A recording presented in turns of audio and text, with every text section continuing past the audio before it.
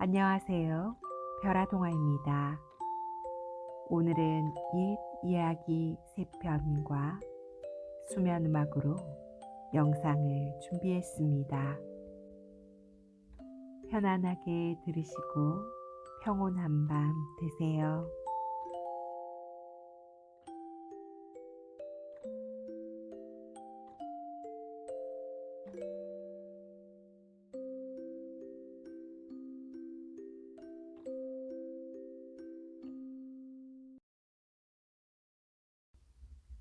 호랑이와 약지. 어느 깊은 산속에 수컷 호랑이가 새끼 셋을 키우며 살고 있었어요.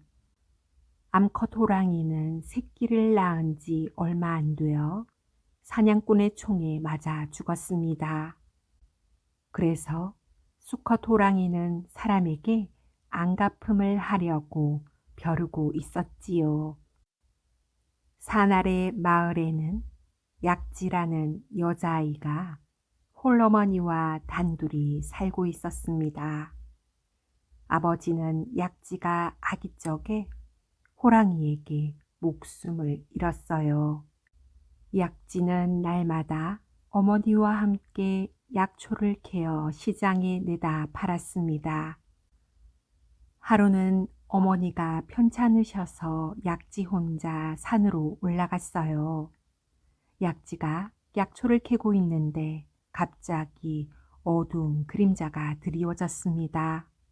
고개를 들어보니 집채만한 호랑이가 떡하니 서 있는 게 아니겠어요.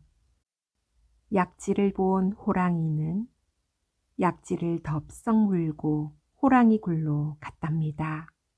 호랑이 굴 한쪽엔 동물뼈가 쌓여 있었지요.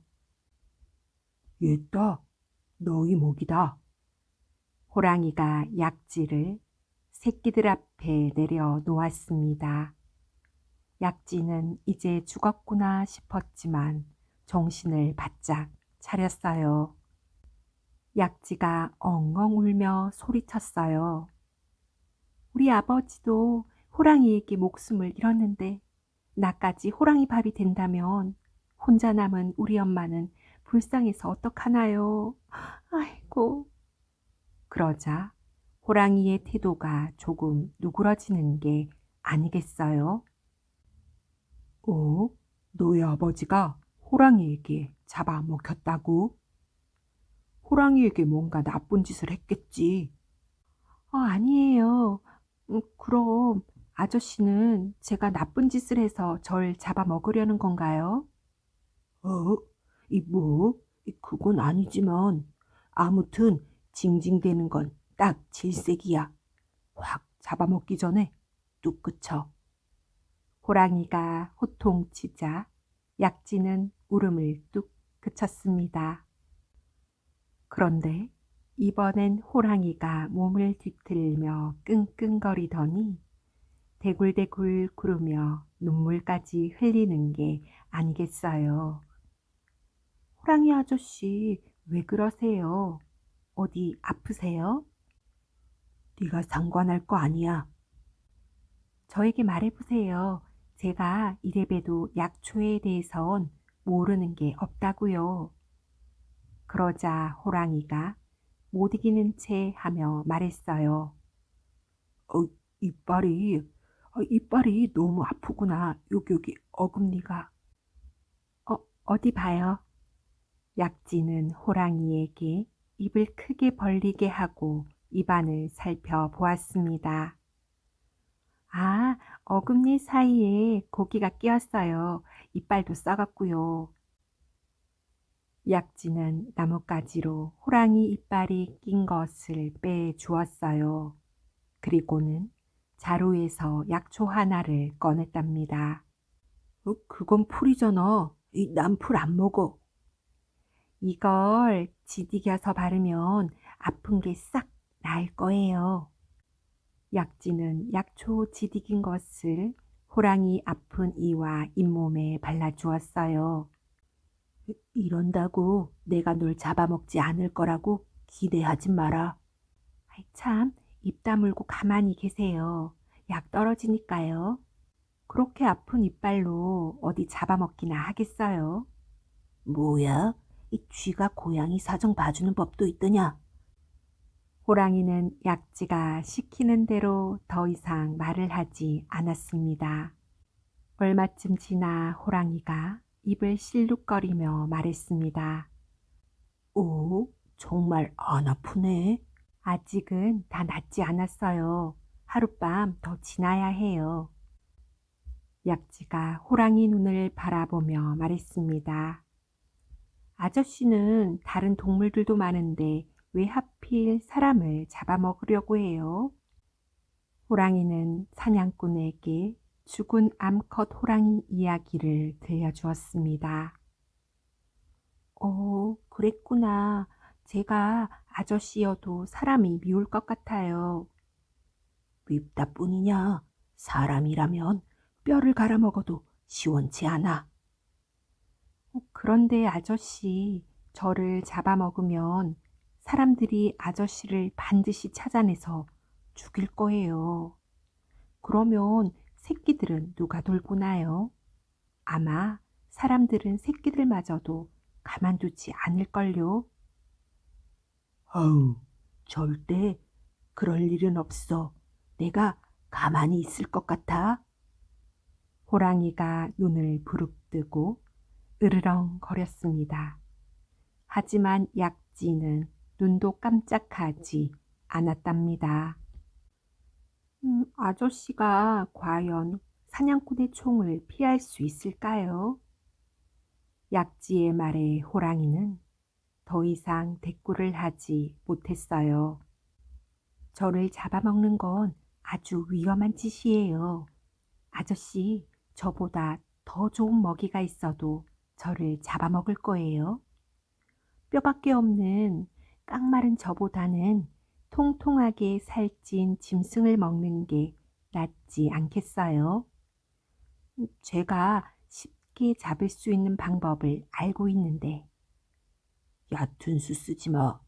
내가 너 같은 꼬맹이한테 속을 것 같으냐?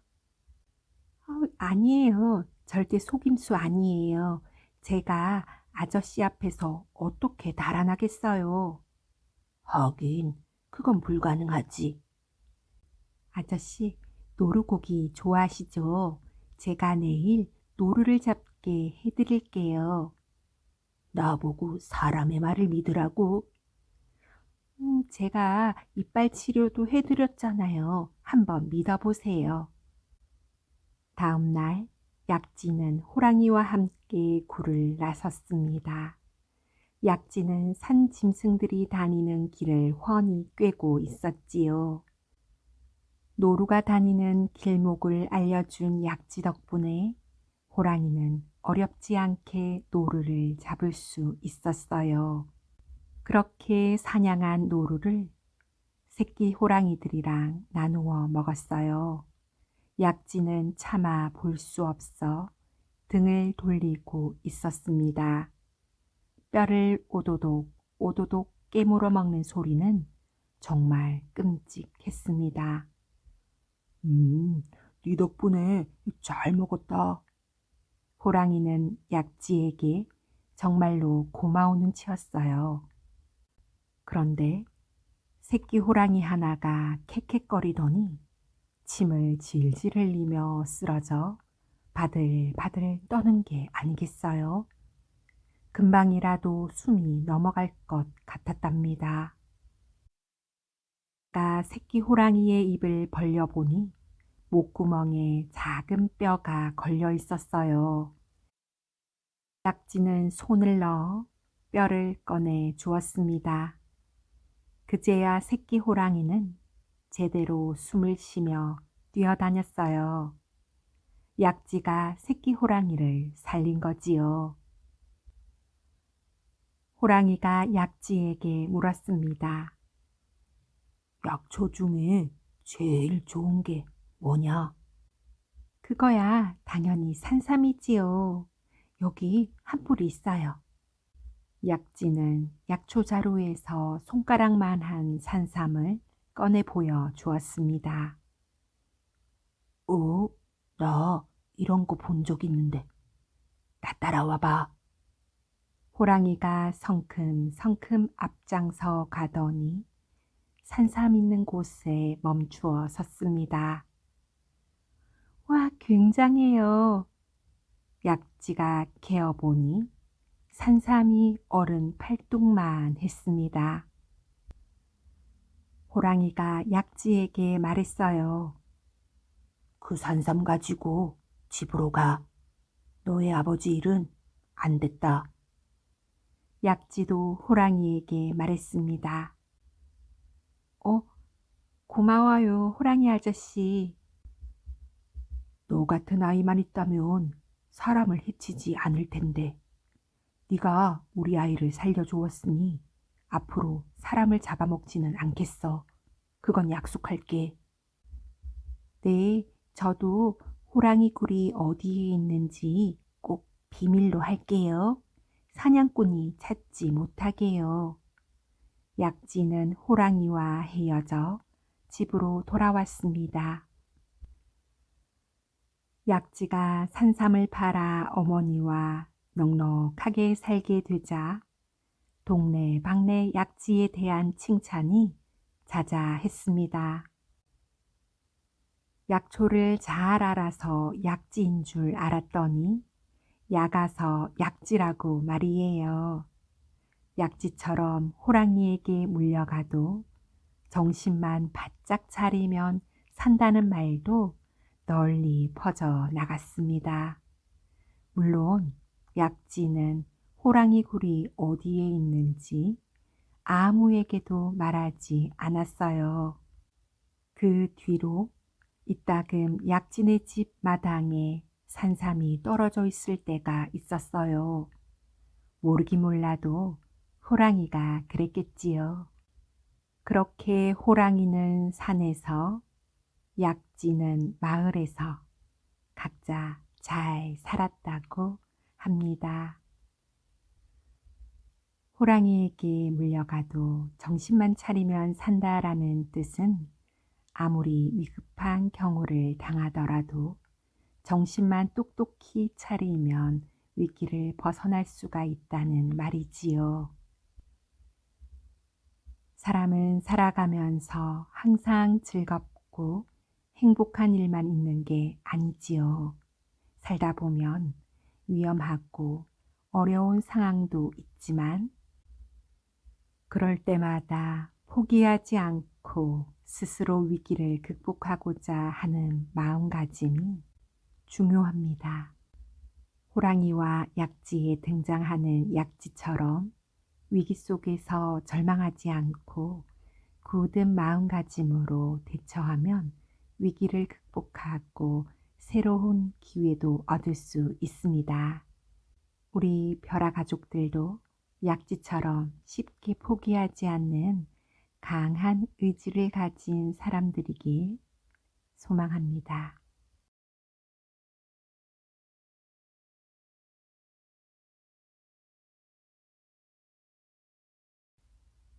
두꺼비 도령과 결혼한 막내딸. 호랑이가 담배 먹던 아주 먼 옛날 어느 마을에 고기잡이 할아버지와 할머니가 살고 있었습니다. 하루는 할아버지가 강가에서 고기를 잡으려고 하는데 두꺼비 한 마리가 그물에 걸려 있더래요. 어이, 저리 가거라. 할아버지가 막대기로 두꺼비를 쫓으려 하자 절 데려가 아들로 삼아주세요 하고 두꺼비가 말을 하더랍니다. 어이, 이런 신기한 놈을 봤나. 말을 하는 두꺼비가 다 있네. 자식도 없이 외롭게 살던 할아버지는 두꺼비를 데리고 집으로 왔습니다. 할아버지와 할머니는 두꺼비를 친자식처럼 여기며 잘 길렀습니다. 할아버지의 이웃에는 딸만 셋인 집이 있었대요. 하루는 그 집 딸들이 두꺼비를 구경하러 할아버지 집으로 왔습니다. 첫째 딸은 두꺼비를 보더니 아이, 너무 보기 싫어 하고 달아나 버렸습니다. 둘째 딸도 마찬가지로 어후, 징그러워 하고는 두꺼비를 훌쩍 뛰어넘어 자기 집으로 돌아가 버렸지요. 그런데 막내딸은 신기한 두꺼비 도련님이네 하고 한참을 들여다 보더래요. 그날 이후로 두꺼비는 어머니, 옆집 막내딸을 제 색시로 삼아주세요 하고 할머니를 졸랐답니다. 아이, 두꺼비에게 시집올 색시가 어디 있어. 꿈도 꾸지 마라. 할머니가 달랬지만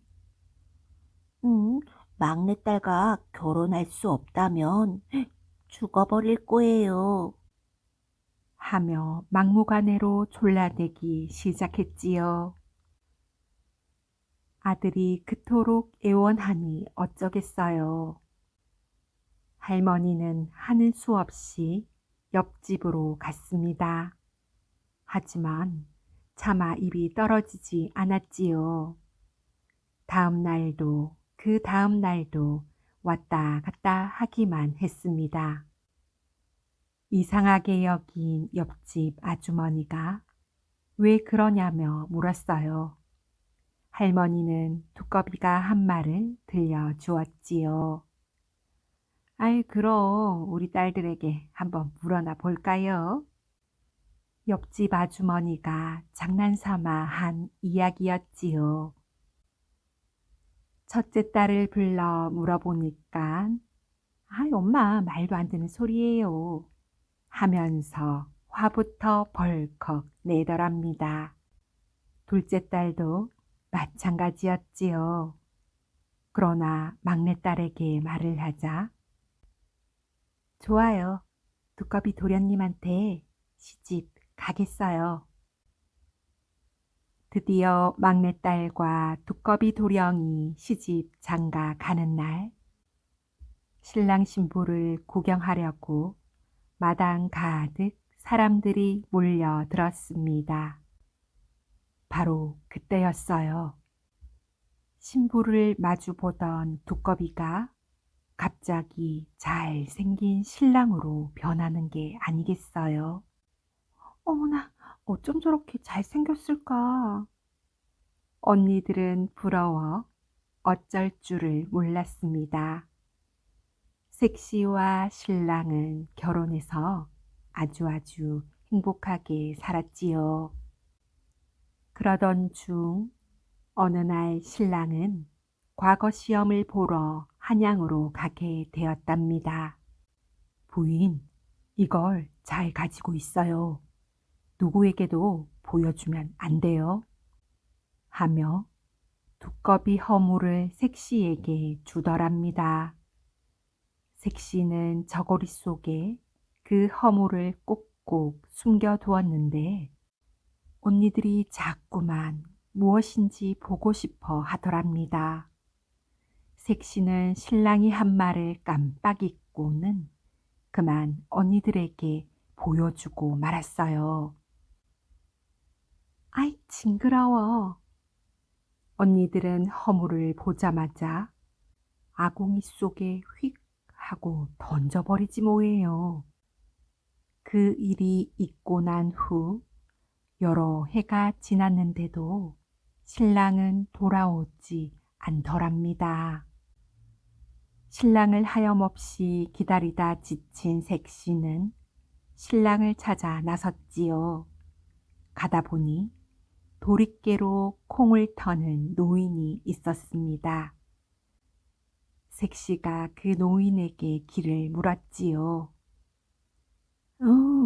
이 콩을 다 덜어주면 가르쳐주지 하더랍니다. 색시가 노인을 도와주자 신랑이 간 길을 가르쳐 주었어요.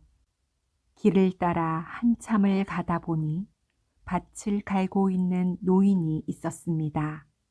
색시는 이번에도 노인의 일을 도와주고 신랑이 간 길을 알아낼 수 있었지요. 또 한참을 가다 보니 할머니 한 분이 개울가에 앉아 빨래를 하고 있더랍니다. 할머니의 빨래를 도와주자 긴 막대 하나를 주더래요.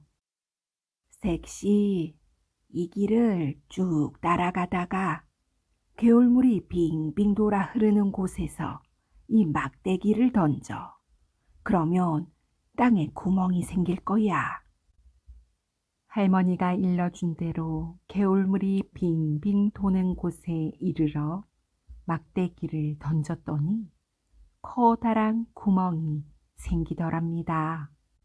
그 구멍을 자세히 살펴보니 구멍 속에서 신랑의 글 읽는 소리가 들리는 게 아니겠어요? 색시는 구멍으로 들어가 신랑을 불렀습니다. 서방님! 색시를 본 신랑은 너무나 반가워 눈에 눈물이 그렁그렁 맺혔지요. 하지만 자신의 부탁을 지켜주지 않고 허물을 태워버렸기 때문에 더 이상 같이 살 수가 없다는 것입니다. 그러나 방법이 영 없진 않았습니다. 호랑이 눈썹 5개를 뽑아오면 함께 살 수 있다고 하더래요. 색시는 호랑이를 만나러 당장 산으로 올라갔습니다. 깊은 산속 오두막으로 가자 늙은 호랑이가 사람으로 둔갑해 살고 있더래요. 색시가 신랑의 말을 들려주자 내 아들이 오면 눈썹을 뽑아줄게 하더랍니다. 얼마 후 5마리의 아들 호랑이들이 돌아왔어요. 호랑이는 아들 호랑이들의 얼굴을 만져주는 척 하며 눈썹 5개를 뽑아 주더랍니다. 신랑에게 돌아온 색시는 오래오래 행복하게 잘 살았습니다.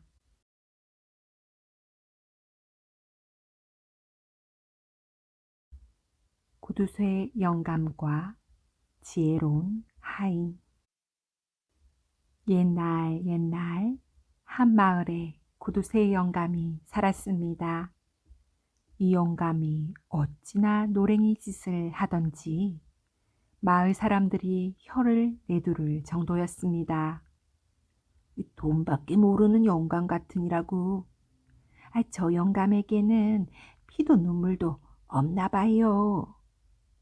마을 사람들이 이렇게 손가락질을 해대도 구두쇠 영감은 아랑곳하지도 않았대요.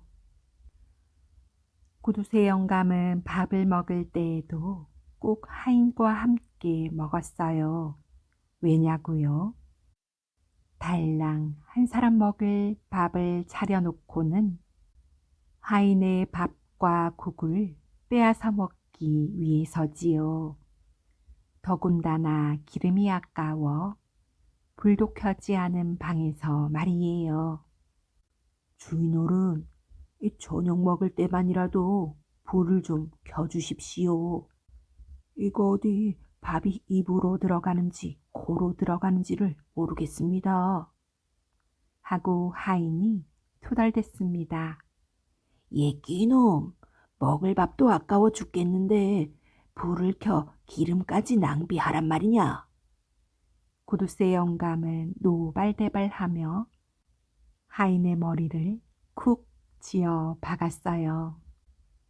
그러던 어느 날 밤이었습니다. 하인과 구두쇠 영감은 여느 때와 같이 마주 앉아 저녁을 먹고 있었어요. 구두쇠 영감을 골탕 먹이려고 호시탐탐 기회를 엿보던 하인은 옳지, 지금이다. 이놈의 영감 혼 좀 나봐라. 하고 뜨거운 밥 한 숟가락을 푹 뜨더니 구두쇠 영감의 입속으로 쑥 집어 넣었습니다. 아이, 뜨거워. 구두쇠 영감은 입천장이라도 데인 듯 벌쩍벌쩍 뛰었어요. 하인은 터져 나오는 웃음을 간신히 참고는 시치미를 뚝 떼고 말했습니다. 주인어른, 죽을 죄를 졌습니다. 제 입인 줄 알았더니 주인어른의 입이었군요. 어이구, 방이 어두워서 보이지가 않으니 밥도 제대로 못 먹겠습니다. 다음 날부터 구두쇠 영감은 저녁 먹을 때만큼은 꼭 불을 켰답니다. 하루는 구두쇠 영감 집에 손님이 찾아왔어요. 손님은 자기가 먹을 쌀과 고기를 싸 가지고 왔어요. 왠지 아세요? 구두쇠 영감이 자기에게 공짜 밥을 줄 거라고 생각하지 않았기 때문이지요. 오랜만에 구두쇠 영감 집에는 고기 굽는 냄새가 퍼져 나갔습니다. 마을 사람들은 코를 벌름거리며 어이, 이게 대체 무슨 일이야? 노래기 영감 집에서 무슨 잔치라도 열렸나? 그러게 말일세 하고 저마다 한마디씩을 했습니다. 산에서 나무를 하고 집으로 돌아오던 하인도 고기 굽는 냄새를 맡고는 깜짝 놀랐지요. 이게 고기 굽는 냄새 아니야? 아이, 얼마 만에 맡아보는 고기 냄새니? 하인은 코를 벌렁거리며 고기 굽는 냄새가 나는 부엌 쪽으로 다가갔어요. 그때였습니다. 갑자기 구두쇠 영감이 눈을 부라리며 소리치는 거예요. 얘 끼놈아, 돈도 내지 않고 고기 굽는 냄새를 맡느냐? 주인어른, 냄새 맡는 데에도 돈을 내야 한단 말입니까? 하고 하인이 어이없어 했습니다. 당연하지. 세상에 공짜는 없는 법. 그러니 당장 냄새값을 내놓아라. 구두쇠 영감이 윽박지르자 하인은 머리끝까지 화가 치밀어 올랐습니다. 정말 해도 해도 너무하는군. 세상에 냄새에도 값을 매겨 돈을 달라니. 이 노랭이 영감을 혼내줄 방법이 없을까? 당장 좋은 생각이 떠오르지 않는 하인은 구두쇠 영감에게 말했어요. 주인어른, 지금 제가 돈이 없으니 내일 점심 냄새값을 치르겠습니다. 하인의 말에 구두쇠 영감은 고개를 끄덕였어요. 좋다. 내일 점심 때까지 냄새값을 꼭 내놓도록 해. 그렇게 방으로 돌아온 하인은 어떻게 하면 구두쇠 영감을 혼내줄까 궁리궁리를 했습니다. 그러다 손가락을 탁 쳤지요. 옳지. 내가 왜 진작 그 생각을 못했지? 무슨 생각을 했길래 하인이 이렇게 좋아할까요? 이튿날 점심 무렵 구두쇠 영감이 하인을 불렀습니다. 그래. 돈은 갖고 왔겠지. 예, 주인어른. 아무렴요. 이쪽으로 가까이 오셔요. 구두쇠 영감은 하인 쪽으로 다가갔습니다. 하인은 돈주머니를 들고 구두쇠 영감의 귀에 대고 흔들어 댔어요. 주머니 속 동전들이 부딪히며 짤랑짤랑 소리를 냈습니다. 주인어른, 이게 무슨 소리입니까? 그야, 돈 소리지. 예, 분명 돈 소리 맞지요. 네 이놈, 날 갖고 놀리는 것이냐? 그럼 냄새값은 다 치렀습니다. 하고 하인은 돈주머니를 도로 집어 넣었습니다. 구두쇠 영감은 벌컥 화를 냈어요. 아니, 이런 고약한 놈을 봤나? 냄새값을 치렀다니, 그게 무슨 말이냐? 에이, 주인 어른도 참, 고기 굽는 냄새값을 돈 소리값으로 치렀잖아요. 그제야 구두쇠 영감은 아무 말도 못하더래요. 심술 많은 구두쇠 영감이 지혜로운 하인에게 된통 당하게 된 것이지요.